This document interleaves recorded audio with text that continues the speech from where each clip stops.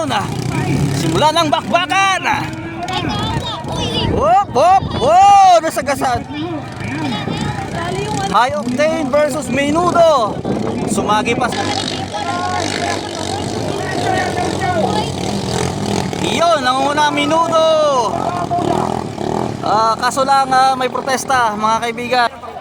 High Octane, dikit lang po ang laban pero nangunguna pa rin itong Menudo. Iyon, panalo. Iyon, Menudo.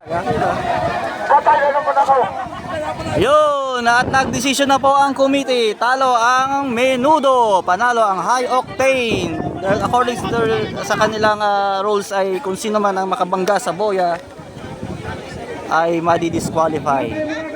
Ang mga po kasi isa nito lumaro ng national.